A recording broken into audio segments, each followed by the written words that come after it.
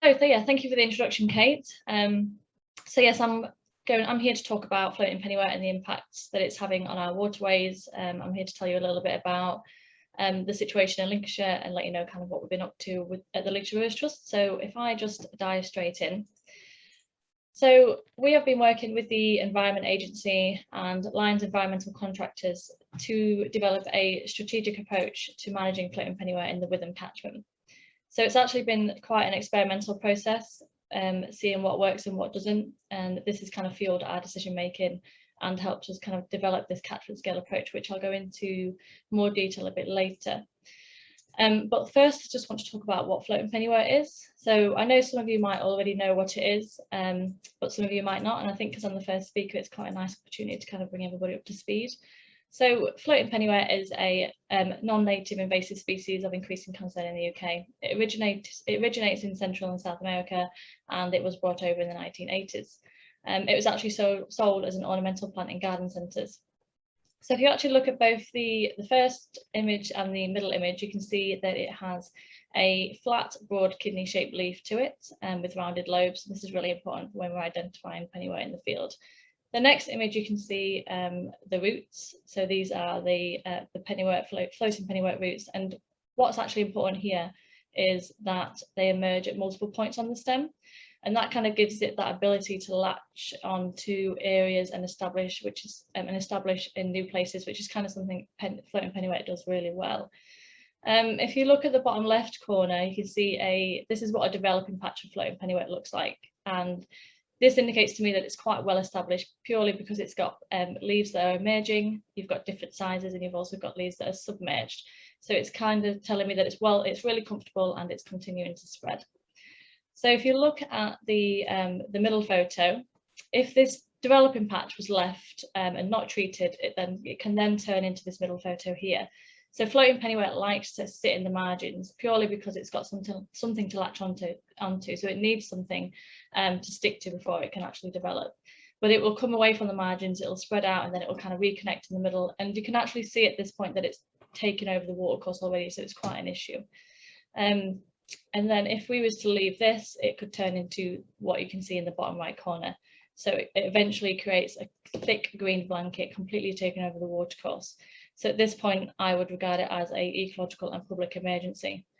Another thing to point out as well is that a lot of what's going on is actually under the water. So although it looks really thick on top, if you was to pull that pennywort out, there'd be a massive stem and root all intertwined with the native vegetation. So this picture looks bad, but it's actually worse than it appears. So something else I really wanted to kind of talk to you about as well was the key characteristics. So it's important for us to understand these when developing methods to monitor and manage it, and it's something that's really helped us at the Trust. So we know that it's a fast-growing species. It can grow up to 20 centimetres per day in optimum conditions. So knowing this, we must manage it a bit more aggressively in the summer months. And unfortunately, it still grows in cold conditions. And in the mid of winter, it'll actually just lay dormant, it won't die back. So it actually makes it an all year round problem for us. It's actually very brittle. So if you don't manage it carefully, if you just pull it straight out of the water, it can snap very easily, and then it will float downstream and re-establish somewhere else. And it does that by having that aggressive root system that I've mentioned, where they develop at multiple points on the stem. It makes it very easy to kind of set up in a new place. It's bright green in colour, so much that it actually does stand out compared to native vegetation. So this is something that we look for when we're surveying for it in the field. However, obviously in the UK we have poor weather conditions from time to time. So we do really rely on that kidney-shaped leaf to confidently identify it. And then finally, we know that it likes slow moving water, which we have a lot of in Lincolnshire. So our low energy systems, low flow areas, it kind of makes it an ideal habitat for floating pennywort. So we take this into account when developing our action plan. So we will check low flow areas and transfer points with more care. So I am going to talk about some of the impacts it's having on our rivers, and we have seen a great deal of this within the Witham catchment. I really want to focus on two key areas, that being ecological and the community impacts from floating pennywort. So firstly, floating pennywort can actually have a really devastating effect on the local habitat and biodiversity. In invaded environments, it occupies a relatively empty niche. And what I mean by this is that it fills no purpose within our rivers. It's evolved somewhere else. It just doesn't fit in within our ecosystem. So it doesn't do anything for the environment, nothing positive anyway. And so if it takes over, it means that our native plants, especially those that like to live within the river or close to the river, they will struggle for space and energy. And so therefore it kind of reduces the overall aquatic flora that we'd naturally find in a river ecosystem. Another thing we know that floating pennywort does is that when it blankets a watercourse like this, it can cause severe oxygen depletion. And this reduces the habitat for fish and other aquatic species. This therefore then has a knock-on effect, and species such as otter or kingfisher, the higher ranking species that depend on the river, they also feel the impact of floating pennywort because there's a lack of food availability purely because the habitat's not there for the fish. Therefore it threatens the entire ecosystem, so it can have a huge and it reduces the overall biodiversity and not just select species. It does have a whole effect. And we have actually seen this in the Witham catchment. So for example, the catch water drain that's just off the Fosdyke, that was covered with floating pennywort just till the end of last year. Around 600 metres was completely blanketed, so it looked like this photo here.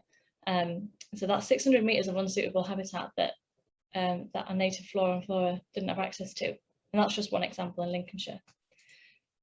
So the impacts of floating pennywort are affected, so we are all impacted by the impacts of floating pennywort as well. So for example, the loss of fish causes issues for anglers. So it's a much loved sport in Lincolnshire, we know this, and with the fishing season starting in June, this is also ideal weather for pennywort to grow. The two can clash. And we obviously want to support this sport and ensure that there are sustainable populations within the Witham catchment to kind of keep it going. In the Lincolnshire, we also have a population of outdoor swimmers. You can find them on Facebook. They're known as the Lincolnshire Outdoor Swimming Tribe. And of course, the impact here is that if floating pennywort takes over in areas of the catchment, it then removes that ability for people to go swimming and carry on with that much loved sport. The same goes for water sports such as canoeing, kayaking, paddleboarding, and for boat users. So we want to ensure that the river is accessible for people to enjoy. And then potentially one of the biggest problems that can come from floating pennywort, and this one is actually, people feel this one, even if they don't use the river directly, they can be impacted by floating pennywort because it can block water control structures, and it therefore increases the risk of flooding, which subsequently has an economic effect on the local area. So, and then finally, there are, due to ecological impacts that I've mentioned, people can also suffer the loss of the biodiversity. So we know it's something that's kind of got us all through the pandemic, and more and more people are kind of understanding the value of nature, and so it is something that floating pennywort can take away. However, it's not all doom and gloom. So there are organisations obviously doing something about it. This webinar is a great example of that. And ourselves at the Lincolnshire Rivers Trust have been working with our project partners, as I mentioned. So we have been developing a catchment scale approach to managing and treating pennywort in the Witham catchment. We are focused on two key areas. So you can see it's surveillance and treatment. So we've actually developed a method to recording the abundance and distribution of floating pennywort. This allows us to kind of design a more effective action plan for removing it. And so with our fantastic volunteers, we've also developed, our fantastic contractors, we have also developed methods for removing it. So I kind of wanted to show you some of the results from our recent Witham catchment survey. So you can see from the data that we collected that we surveyed 150 kilometres of the catchment, and in total 349 patches were found, and you can see 98% of those were small, so that's less than 1 metre squared, and then the remaining 2% were either medium or large. So looking at this data, it's actually very positive.